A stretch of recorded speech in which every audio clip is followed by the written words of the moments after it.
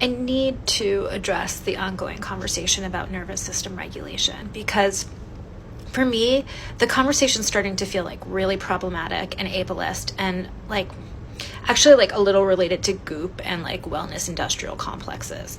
So nervous system regulation, first of all, exists on a continuum. You are not regulated or dysregulated. We all fall somewhere. There's nerves throughout our body.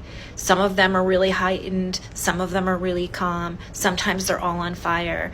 But for the most part, our ability to regulate our nervous system has to do with like, you know, levels of marginalization, access to resources. I mean, if you wake up with no money in your bank account, how are you going to have a regulated nervous system? It's not going to be from ice cubes.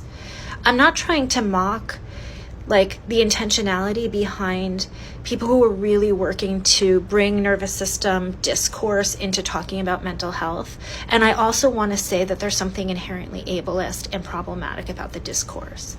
To have a regulated nervous system would take being extremely well-resourced, extremely privileged, and extremely like welcomed into the world.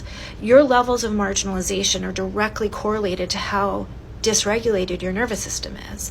Furthermore, if you're on the neurodivergent spectrum or not, and you have a strong sense of justice and you see what's going on in the world around you, how could your nervous system possibly be regulated?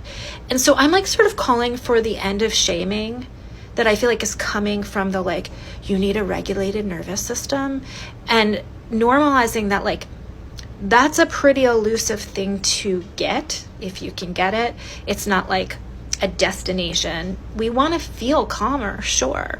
But there's something where we're turning that back on the people whose nervous systems are dysregulating and asking them to find regulation somehow with a set of tools, rather than looking at the world around us and how deeply dysregulating it is, and how like you can't calm your body amidst everything that's going on right now.